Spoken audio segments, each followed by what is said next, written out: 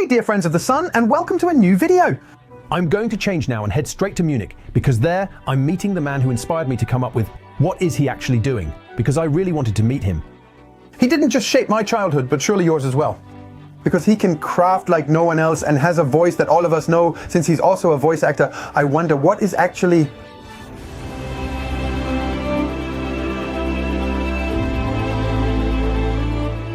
Now the legend is beside me. To me, you're the legend, Benny. Really? Yeah, I have to hug you. How often do people say, I thought you'd be taller? That's so mean. I'm quitting now. I've really heard it a lot.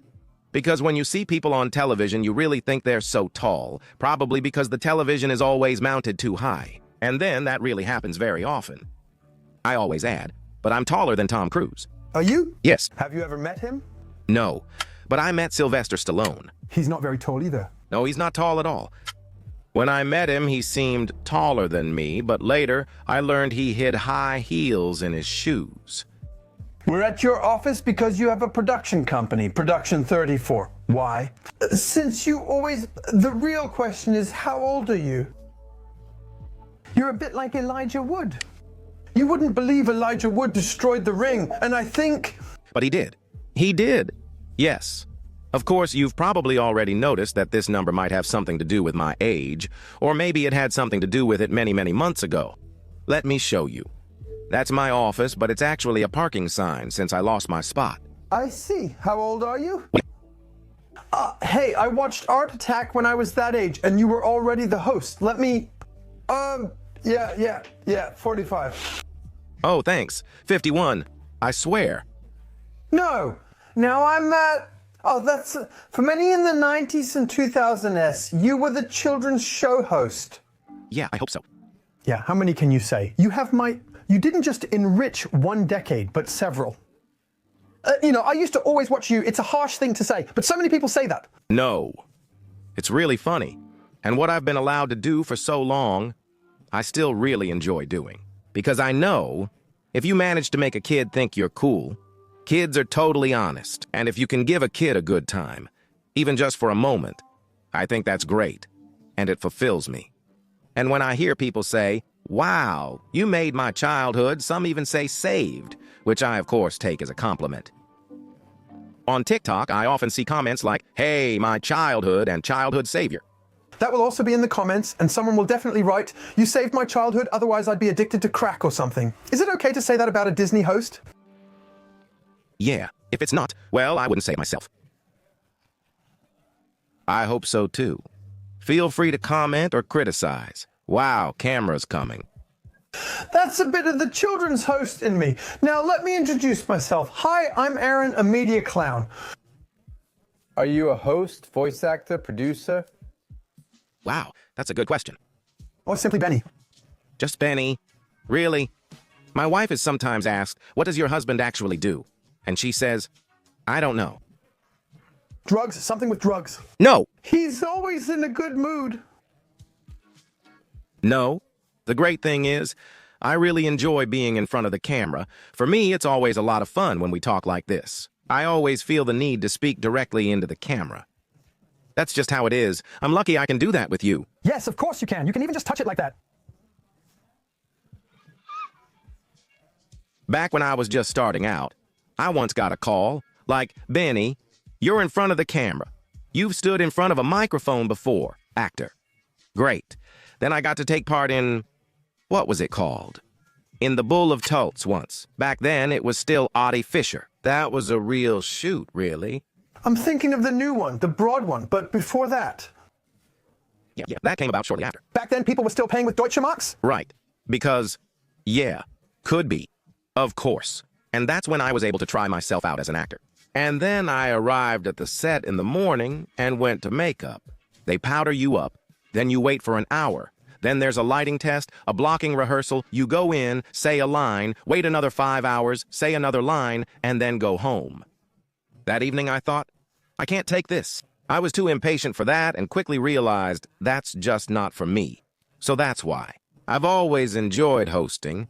Then I got to do dubbing. You are... Well, I actually wanted to talk about your childhood first, but I thought you wanted to ask what I do for a living. Yes! dubbing professionally. I checked your Wikipedia earlier. Your voice is so familiar, everyone knows it. Who, honestly, thank you. Seriously, who writes Wikipedia entries? But I think that's... Thank you. I can't believe it. We actually checked ourselves recently, and there were already new things in there, and I think that's great. Sometimes people add things just for fun, like Benedict Weber, who died in 2025. Dead, yes, dead. But hey, I totally lost my temper over that recently. All the things you voiced in Drake and Josh, you voiced Drake. Yeah. You were supposed to cut it out with the saw. I'll do it in a minute. Oh, really? Yes. Then go get the saw. Okay, I'll get it. That was for me. Boom. And you know what was funny? I thought about it yesterday because I came across Papa Platt's account. Best regards, because what I found even cooler than what I'm about to tell you is that he made a video with Art Attack t-shirts. And then I came across the fact that they performed the Drake and Josh theme song, somehow on the thing. And I saw that yesterday. I also get a lot of feedback when I make a post about it or something like that, because that was really kind of cult. That was a sad story since the previous voice actor for Drake was a really nice guy. He passed away completely unexpectedly. And then I basically replaced him. So I stepped into his shoes, which I felt really sorry about, of course. That's why I never felt proud of it. It actually belongs to someone else. Yeah, I'm actually a bit perplexed. You just told a really sad story, but I'm still in a good mood. You shouldn't become a wedding speaker yet, but rather a funeral speaker. Or maybe I should try to bring you down. Yeah, but after all you've done, Cosmo and Wanda, you're Timmy Turner. You want noise? That's so lame. How about dodgeball instead? Yes! Yes. Hey, that's not true. No? Did you watch that? I kept watching kids' shows even when I was older, though I might not want to admit it. That's being prepared now, and I never expected it. You voiced Stan in South Park? Dad, what the beep? Hello, Stan. How many seasons have you had now? Is it 8 billion by now? No. What are we at now? I'm not sure. Over 20. Counting the specials. Maybe 26? I don't know. Best episode double Fantasyland. Fantasyhehe. Sorry, Fantasyland in South Park. When you say that, do you laugh then? Or do you read the script and think, nah, they're so fast? You have to say many politically incorrect things there. Highly incorrect and politically incorrect. We also distance ourselves from that. That's the nice part. I distance myself from that. I'm different with two personalities. And in the dubbing studio, it's really like this. I speak. When I get to voice a movie and they credit me as Beni's voice, I definitely do it.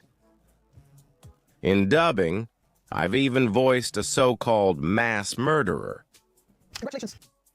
In the movie, sure, but that doesn't involve me. It's like saying an actor actually killed someone. Although nowadays people actually say only people who really are something should be allowed to play that role. No. Nope. Okay. You are artists. You can do whatever. You can become anything, kids. You can become anything. And with dubbing, the great thing is that you can really do anything. You slip into a role. For me, it's cooler than acting. Of course, actors are there. They do a better job. But with dubbing, you work on a film and you're busy the whole time. You're fully focused. And you do it. And you don't have those waiting periods, which I can't stand. And that's the cool thing. And with South Park, it's just that nothing shocks me anymore, and I find it insanely funny. I understand everyone, I always say that. I understand everyone who says, no, that's too much for me.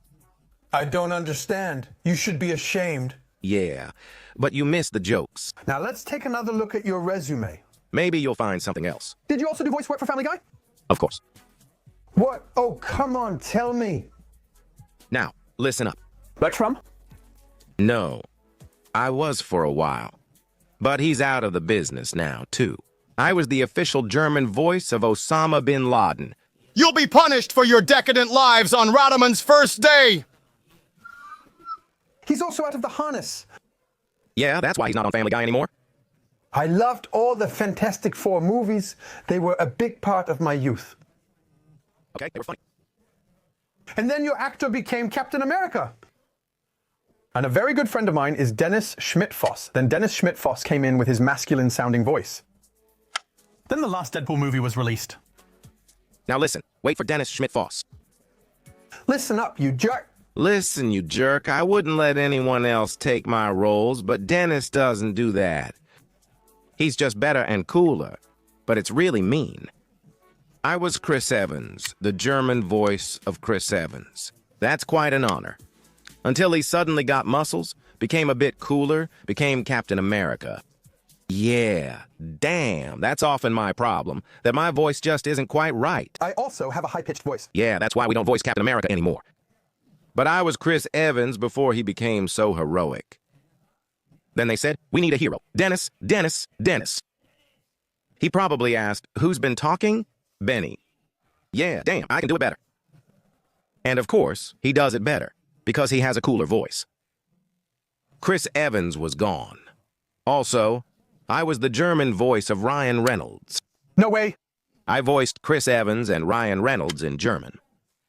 Did he steal both of them? Both, because they both became cool. Don't you have to pay a fee for that, so now you get this? Yeah, protection money, extortion. That was the highlight for me, eating with Dennis at Hertha. We're Hertha buddies. He said, oh. I was like, hey, how's Deadpool going to be? He said, I can't tell you. But he said, there's going to be a cameo, and it's going to be amazing. Yeah, that was really good. He says it to me, it gets translated, and then you understand. And as a voice actor, you can sometimes say, hey, shouldn't we do it like this or that? And Dennis apparently had the idea to say, there's a cameo appearance there. Let's put up a spoiler warning now. Attention, spoiler alert. And it's over. That was Dennis's idea to say that. I should have noticed by the voice. And then you were the muscular Chris Evans again.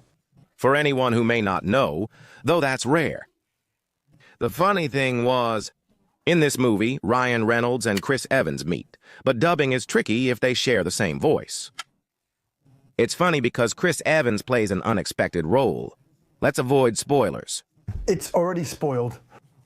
In any case, I got to voice him again. Really funny. Tell me about your childhood and your school degree. That sound is the coffee machine now. Yeah, but it fits my childhood since you asked if it was tough. Yeah, it was very tough and icy. No, I really unfortunately grew up completely happy. Because a lot of people say that's not good at all. You don't learn the harshness of life that way. I actually have. And that's really true. Each day I wondered what exciting things would happen.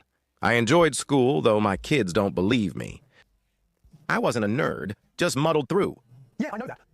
But you know, luckily it always worked out. I wasn't great or terrible. I could usually talk my way out of things, but I'm not good at studying. Even today, when I get to host something, I get a lot of text. I just take a quick look at it. And you know. Do you then speak in your own words? Yes, really. I still enjoy it today and have always enjoyed life. And I understand that some people have stupid situations, that you also have setbacks sometimes and so on. That's true. I enjoyed each day.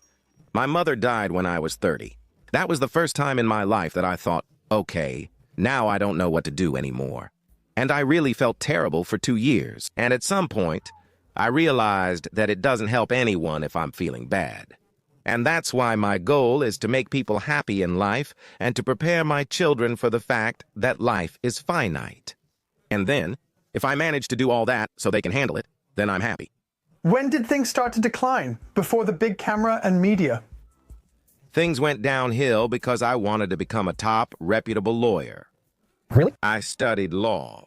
No. I studied law. No! I started studying law because I thought, How many semesters? that's not fair, it doesn't matter at all. Because I thought, man, you need a serious profession, and I got a place to study in Munich. I still had to go for the draft physical. Yeah, me too. You'll all have to go there again soon, too. I was the last one. Oh, right. Don't express political opinions. No, you can't. I was in the last class drafted. There's also a third brother law. I have 2 older brothers. It was sad during the war. If the mother has already lost 2 children, they said, the third one doesn't have to go, you can keep him. That's why I didn't have to join the military or do civilian service. Oh, funny. Yeah, back then I was T2. What was it called? Fitness level. Yeah, I don't even remember anymore. I was T1. Then I was discharged. I had the medical examination. Then I even had a conversation about what I wanted to do there. Sniper? I wrote some stupid things in there, had a follow-up exam, and was discharged due to allergies. Really strange. Wasn't the trick just smoking weed before? I don't know that. Yeah, okay, you don't remember back then? You will experience it again. Men and women, I have to say. Yes, no matter what you identify as. Bam. They take everyone there. I was exempted and admitted to university, then began studying law in Munich. I'll never forget it. I thought I was pretty cool and just went there. First lecture. And next to me, there were even a few guys sitting there, some in blazers and shirts, some even with ties, and a few girls in business suits. And I thought, oh my God, maybe I'm not quite in the right place after all. But they told me, no, it's the inner values that count. They're all really great. And then I started studying. And around, I don't know, I think probably already in the second semester. There was a fellow student of mine who had no plan at all. She was even more scatterbrained than I was. And she came to me and said, I was invited to a casting. I'm scared. Please come with me today. So I went with her. You stole her job, just like Dennis Schmidt-Foss did to you. That's late Voss-style revenge. Really. I didn't steal her job, because I still feel sorry about it today. We had no contact after that. It could have all belonged to you. Be glad. Maybe she's a lawyer now. We visited a small casting agency, and I rang the bell for her. She was excited, and I said, not me, but the young lady is invited to your casting. And it was totally awesome, because that was shortly after the war, something like that. Timeline.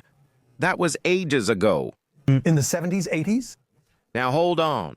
There was no internet back then. Anyway, she had read an ad in the newspaper. Newspaper, Süddeutsche Zeitung, paper. And they were looking for hosts for a television show, but it was secret, so they didn't say what it was, and you had to apply. So she applied. About 6,000 people applied in writing. Then a select few were invited to casting agencies across Germany. She was one of them.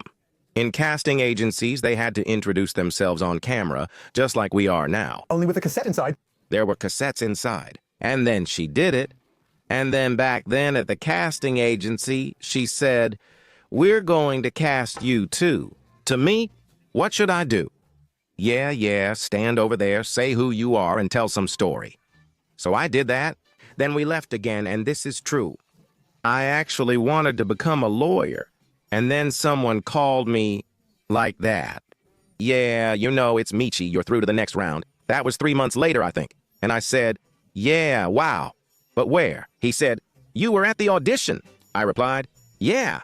And that's how I got invited. We planned to take 3 days, like today's television casting shows, but those didn't exist back then. Crazy, without Dieter Bohlen tearing you apart. Unfortunately. But I have... How much time do we actually have? The video can be 50 minutes long. We'll put in as many ads as we can. Timo, pass my water while Beni talks. Stay tuned for a Dieter Bohlen story. And then he called me and said, you're through to the next round. Then I was invited and told to set aside 3 days. Luckily, it was in Munich, at the Bavaria Film Studios. I know it. I only knew it from the Bavaria Film Tour, which we did once as students. Yeah, every school probably visits the animal shelter. Like you guys have Babelsberg, right? Yeah. You go there once with your school, too. And then I was invited there. And there were 60 people invited. In the end. Unfortunately, my fellow student isn't there anymore either. By the way, did you tell her that I'm moving on? Yes, I did. And she wished me luck. She was really sweet. She probably hates me. Then I'll be back there on Sunday. The last 2 rounds were already finished. There used to be a music show called Formel Eins. Yes, at the end, hosted by Ingolf Luck. Yes, that was the neighboring studio. And the last 2 rounds were then in the studio of the Disney Club back then, on Arbeitsgemeinschaft der öffentlich-rechtlichen Rundfunkanstalten der Bundesrepublik Deutschland. That's when we first knew or found out what they were even casting for. So I was standing in the Disney Club studio, which I knew from television that was the first time it was a bit exciting. A bit of a pulse, yeah. We co-hosted for a bit, then someone watching off stage approached me and said, "Hey, Benny, you're welcome."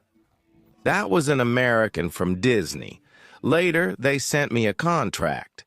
And back then, I replaced Ralph Bauer because he had left the Disney Club and was doing Gegen den Wind with Hardy Kruger Jr., which was a surfer series at the time. All the girls were into him.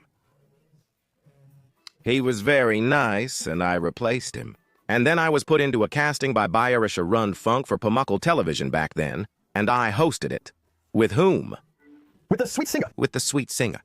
I think it's almost 6 o'clock. I have a sleepyhead in the studio. Benny, wake up. What do you look like? What do I look like?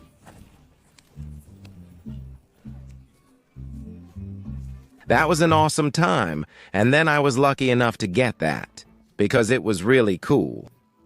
We filmed with Hans Claren in the studio, and to me, he was one of the greatest people I've met.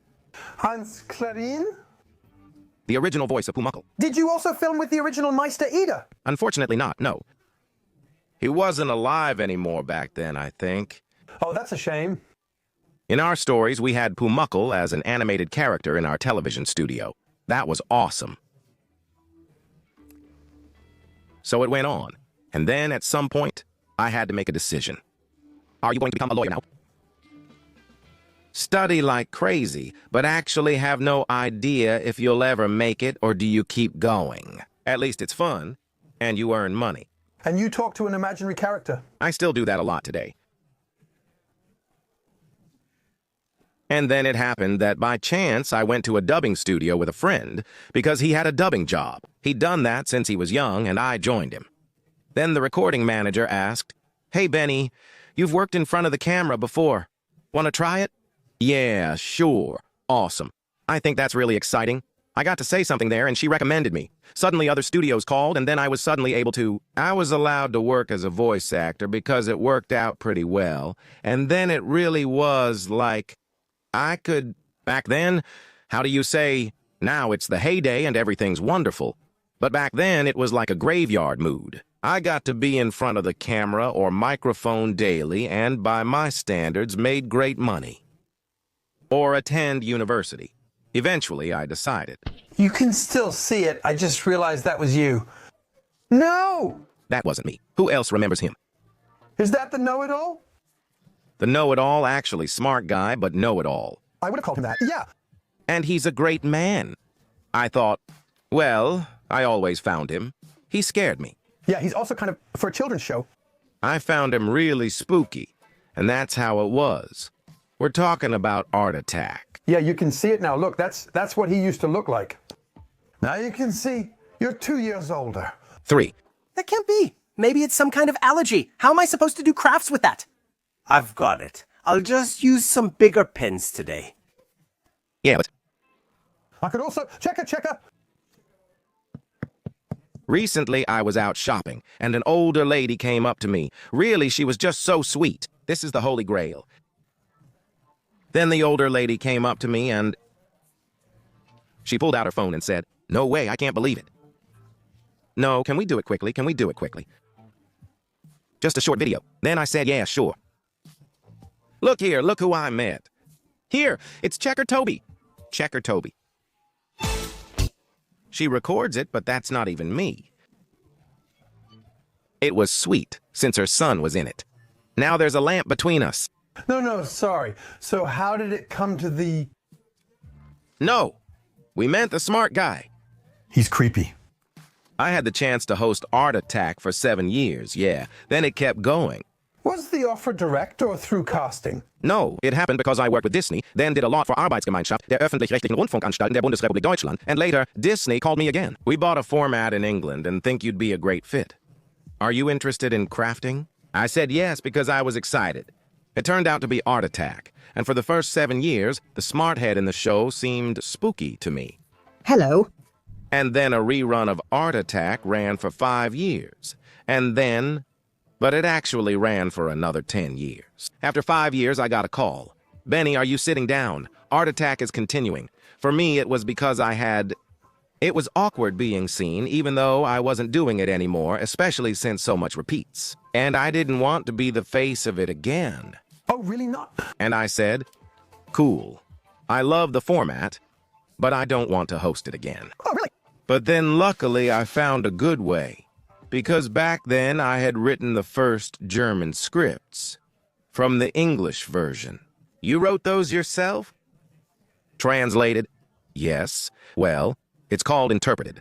And then there was this glue, and it was called PVA glue in England, and every kid had it. But we didn't have it here. We needed a name, so I suggested simply calling it Whitecraft glue. Then brush white craft glue over the foil and place strips of kitchen paper or toilet paper on top. So I'm also to blame for the name. Really creative too, totally. Totally, yeah. Respect. And then, definitely after. So in the second version of You Got Him. I know, but if I sit down, he'll tape it all shut. That's what I hoped. In the second version, when Art Attack relaunched. Who hosted it? Nicholas Artayo, a voice actor from Berlin. Ah, okay. I got to cast him too. I held a big casting session. We cast people because I then took over the production as a production company. And back then, the studio was no longer in England, but in Argentina. Funnily enough. Then there were 11 countries that did the show, and we were one of them. And then there was no longer the clever head, but instead the palm tree. Oh, and that was you? It's Vincent van Gogh. Do you have any idea yet? I know. Alex is definitely making an awesome glitter machine that can produce glitter. And I talked to him. Where was Art Attack, the show you hosted, recorded? The call was, Benny, want to do a crafting show? Sure. The studio's in London. I was like, yeah, awesome. I thought that would be great. I'll fly to London every summer. Nice. I like it. First time I flew over with someone from Disney, arrived in London, awesome, got on the train, rode an hour and a half out to the countryside, right in the middle of nowhere in Kent Maidstone in Kent. Some people would say, a real dump, a small town, a really cute little town. There was a hotel there. It was a Hilton. The worst Hilton hotel in the world. Just a typical business hotel. Great English breakfast this morning. Everyone had eggs, sausages, and beans. Yeah, awesome. I was picked up and driven right past the crematorium that morning. Great. That happened too. To the television studios. The Teletubbies were next door. And we had the Art Attack studio. It was insanely funny. The time was sensational. But the cameramen didn't understand what you were saying at all, did they? We only had our Disney producer and me with us. We were the Germans. Yeah, foreigners like it when the Germans show up. Yeah, the worst part was... Spoiler alert. Stop listening if you don't want to know. Some people already do. It wasn't my hands. I didn't know that. You're a cheater. Those were simple teeth on a smile. This young lady is getting 2 pointed canine teeth. Just like that, she's become a vampire. You Milli Vanilli. That doesn't fit. Good. You never joined in on the giant pictures either, did you? Neil did that, the great artist. Neil was in all the countries, right? Exactly. He was the original face of the format in England before Disney bought it. They produced the giant images, and Neil crafted everything perfectly once. They recorded it because the paint and glue must dry, otherwise it won't work. And that's why I was only allowed to do very little crafting. I always begged just to be allowed to draw a line or anything, but... Those were always Neil's hands? Yes, the audience was. In Spain, yes, you were just hosting there, then Neil's hands appeared? Come, I'll show you. Oh, are we making a balloon now and dipping it in there and then putting paper on top? Blow this one up. Actually, it was like this on Art Attack. Those weren't your hands. Listen, I'll explain why. I tried everything myself. During rehearsal week, we always had a rehearsal week. We roughly put together each topic once. Yes. Whether it works. And they were already shaking their heads. Because the Germans, we were always the most uptight. We always said, that's not possible. That doesn't work at home at all. And they always said it doesn't matter at all, and we were a bit more uptight. And in the studio, there was just never any time. They weren't your hands. Yeah, because like with any good cooking show, you can't just wait during the show for the roast to be done. That's why we prepared ahead. Exactly. Now watch. Now you have... Should I close it? Yeah. Now you have... That's it. Everyone wanted it. Everyone wanted the Art Attack craft glue. I've got it. It's even white. Yeah, of course. Here. No! Hey, how many of those do you have? They're selling them on eBay for 100,000 euros a bottle. That's the old batch. It should. It's expired. What happened? It expired August 9, 2009. And now you know how old they are. Does it still taste good? Apparently, you can even eat it. Please don't eat it. But this one is fresh now. Look, this is a different bottle. We were considering getting a few. But the Art Attack logo isn't on it. I'll tell you the story in a moment. Okay. Now, pay attention. This is the white craft glue. People don't read newspapers anymore, so we got papier-mâché from the hardware store instead, since it tears easily. So, let me just... Sorry, I have to... look, by the way, he replied right away. Such a boss. Can you ask him if I can have his number? Blowing up a balloon, you know? Then here, you can do it however you want. Just put a lot of paper on it. Yeah. And always spread it out nicely. The nice thing is, with the craft glue, you can make a real mess. Watch closely and learn. Use your hands. Get right in there like this. Now cover it entirely with papier-mâché. Yeah, then please let me have a go. And now the problem is... Is that papier-mâché? Yeah, you just take whatever you have. Hagabao is selling scarifiers at a discount. Really good ones. That was the best. But why did no hardware store ever approach you and say, let's do another viral commercial together? Because it's their own fault. Beni, who does it himself. Awesome, I'd go there right away. You need to spread it more, see? Ah, okay. I have to say, I was never good at crafting. You can't tell at all. In kindergarten and school, I wasn't allowed to use scissors until much later, so I had to tear things instead. Scissors were too dangerous, but I understand that. Careful, you're covering the balloon. Didn't you prepare something? This is now. Now comes the moment. Then you see, the hands cover the whole balloon. Not your hands. That takes a while. No, not my hands, because it will probably take until tomorrow for it to dry properly. Okay. And then watch out. Then you need... No, you're such a pro! Wait. Then you need something like this here.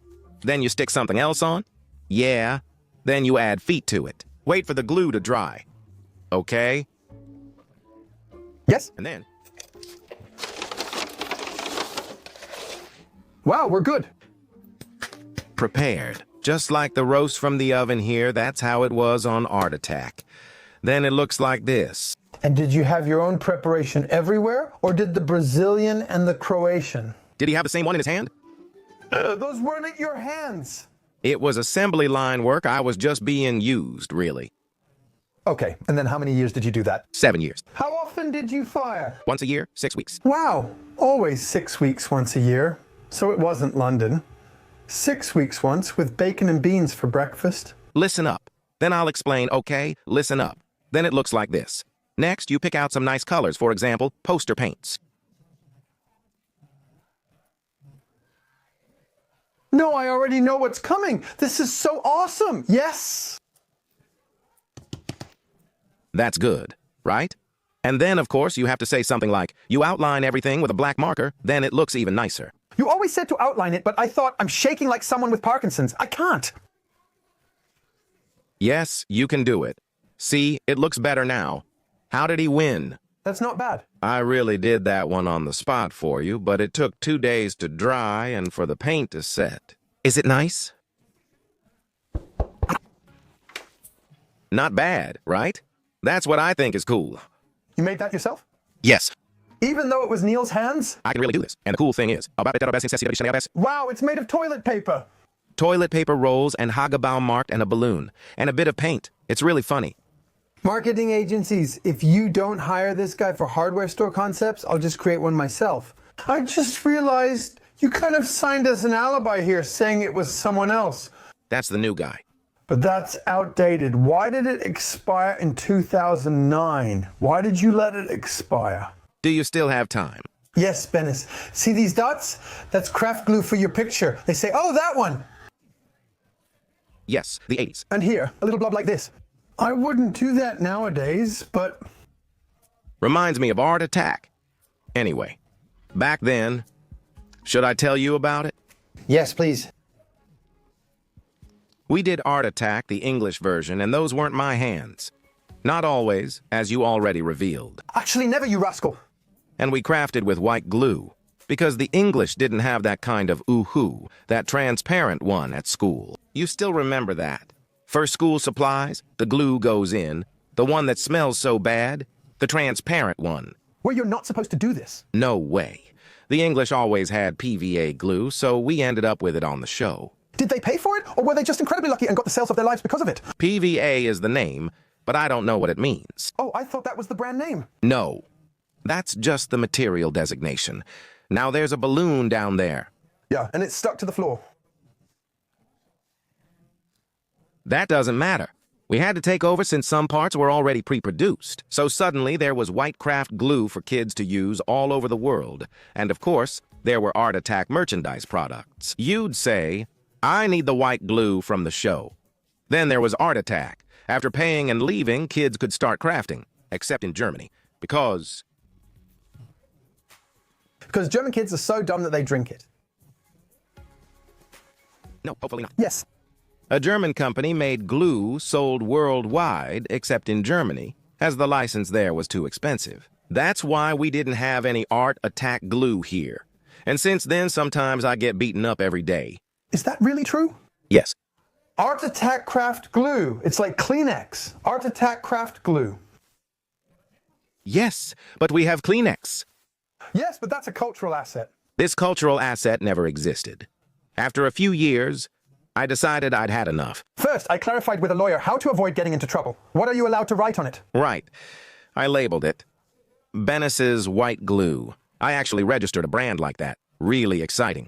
I ordered 10,000 bottles with this logo. 10,000 were delivered. The whole garage was full. 11 euro pallets. My wife called me and said, "What did you order?" I said, it won't last. But it stayed much longer because I thought we'd sell it through a big retail chain. They listed all the requirements I had to meet just to be allowed to deliver as a supplier and have my products sold. I thought, oh God, now what? We're talking about 2009. There was no Shopify or anything like that back then. Exactly. Then I said, I have some glue left, so we donated it. How much did the 10,000 cost? I mean, they must have cost at least more than 10,000. That was 20,000 marks. I think I lost. But I thought, this is a great idea, and I'm doing good. Yeah, and then I donated it to SOS Children's Villages, which was great, because they really needed it. There are many of them. We donated it, and recently, funnily enough, the stage builder, he used to be a props master. I don't know how there's probably a cool English name for it. Facility something. Design set. Jack of all trades, who's now building the LOL studios. He called me 2 years ago, I think, and he was like, hey, there are still 2 boxes of yours lying around here. Back then, they fell down and were broken. That's why I didn't donate them, because you couldn't ship them with the freight company. There are still boxes of craft glue. I have both the original and the new one, but they still need logos. Yes, with the original, we'll do it this way now. Sign 5 pieces on the back. We'll take a smiling Instagram photo like this, then give away 5 original Beni craft glues on Instagram. This solvent-free, yes, you can purchase this product. While supplies last. And then there aren't many of those. No. That's also one. So that's it. We actually need to keep that. That should be on a small pedestal. That's the one, if you had released that back then, man.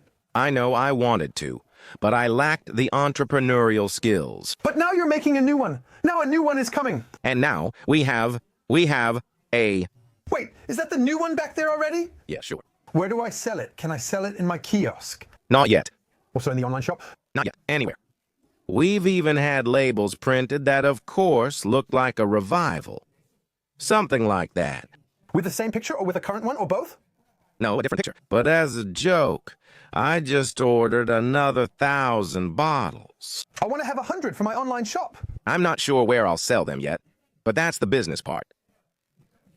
Yeah, 4.99 euros, I can say that. Very quickly, very quickly. We just need to make a quick deal here. No, but can we think about it? But take that times 5. We really can. We're giving away 5. Will you sign them too? I'll get a pen. Yeah, and then they'll be on Instagram right away. How cool is that? Now, the room actually looks like work is being done. It's just crafting fun over there. That's current, right? The mini challenge? Yeah. I think they either made my muscles bigger or used Photoshop. I also don't think you lifted 1,000 kilos per arm. Yes, of course.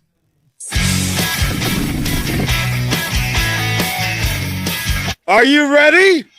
Yes! Well then, let's go! We had already done some crafts. Art attack was over. What happened next? Come on, I'm an old man. Try to see things from my perspective, kid. Sit down. Look, but this is a speech box too. Yeah, but this isn't a professional one. Oh, you didn't film Deadpool 3 with that? No, but we sometimes use it for voiceovers. If something's missing in the show, then you can add it in with that. Do you produce all the shows you host yourself? Not always, but at the moment, yes. Wow. That's earning twice as much, both hosting and producing. Yeah, of course that was never my intention. But what's awesome is, when you do it like you do, you get to decide when you come to Munich to meet me, and not someone else. And I always thought it was great when we said, okay, look, let's arrange it so that everything fits perfectly, and that you can extend your vacation in Argentina again. Yeah, maybe you're filming there and can take a break. It was always like that. Now I'll reveal a secret. When you work as a host in a studio like that, you get the feeling that you're really important. They don't do it just because they like you. I hope they usually like me, but they do it even with divas, since everyone has to function. And if someone brings you sushi for lunch, it's not because they think, wow, he's so nice, he deserves sushi, but mainly so that you function and stay in a good mood. I always got along great with everyone, but at some point I realized that the only one who was always smiling in the studio was the producer who just dropped by for a moment. Marcus Heidemans. For a moment, everyone was like, attention, the producer is here, and then everyone was on their best behavior, and he was always really confident, just there for a short time, never stressed. So that's how it looked, and then I thought, okay, maybe that's... Now you're the laughing man who enters. No, you came in today and laughed. You were the first Galileo reporter, and not many people know you did a stint at Galileo too. In the shower, huge beast. Here, hurry up, I'll bring you the box. Benedict wants to catch the spider. 20 years later, I also hosted Galileo. By then, Facebook existed and viewers tore it apart. Really? Yeah, there was this fakir. That didn't exist when I started. I was in India back then. Fakir training. People already know that story. Fakirs usually keep defanged snakes, but always carry one with fangs intact to show. And back then, he did it like this for me. And at some point I said to the editor, there's something flashing when I play, and it comes toward me. And he was like, no. Aaron plays the flute, but the snake initially runs away instead of dancing.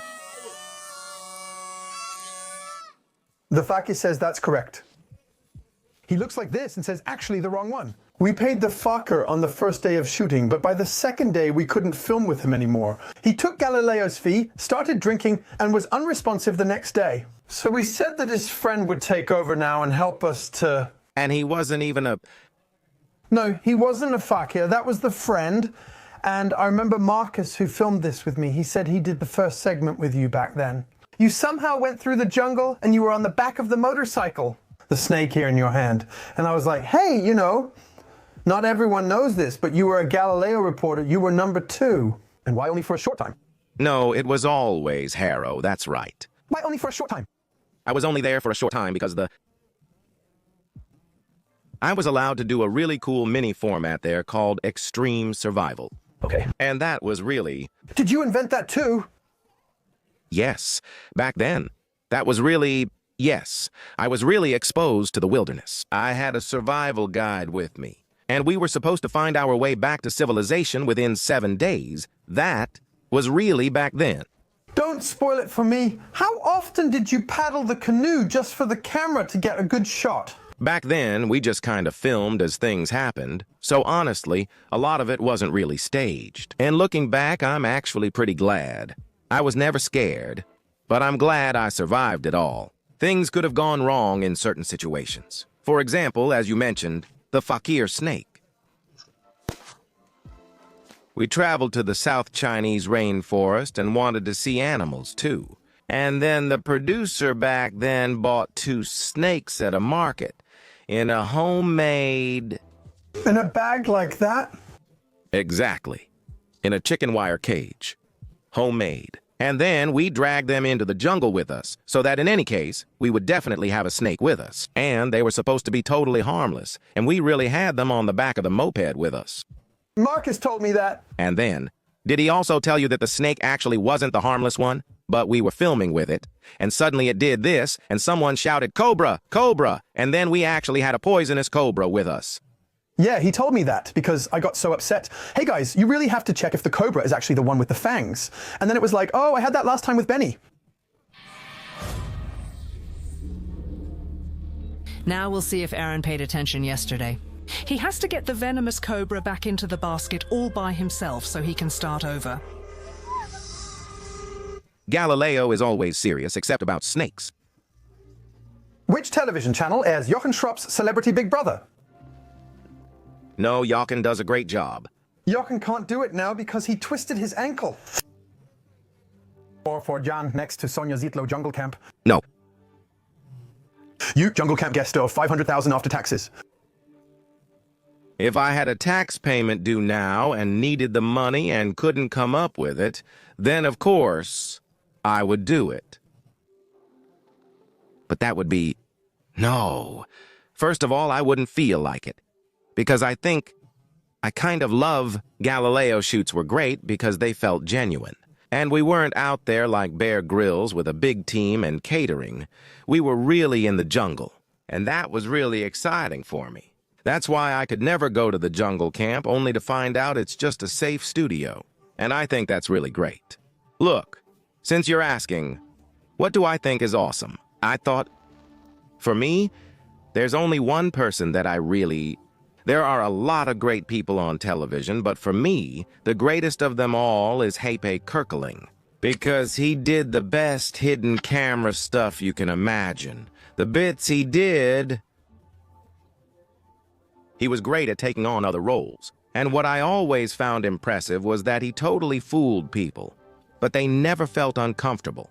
He always made them look great. So he did have fun with them. People laughed about them, but never at their expense. I thought that was brilliant.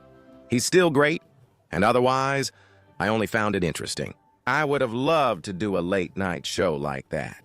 Harold Schmidt was, to me, the best talk show host back then. Very spontaneous. Before Harold Schmidt, people were always somewhat afraid since he could hit hard. That's awesome. And the good ones responded well. That's true. And the bad ones totally got exposed.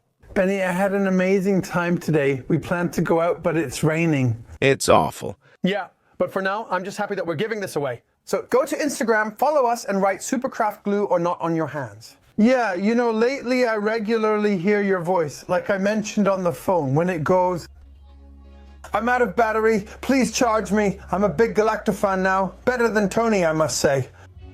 Now listen, you asked me earlier if there are moments when someone asks me, "Hey, you voiced that character, right?" Yeah?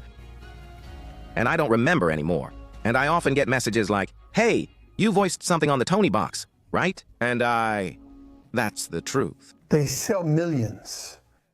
I don't know if I said that. Don't you have the Pro Tony box? Did they take your voice? No, I don't think it's me.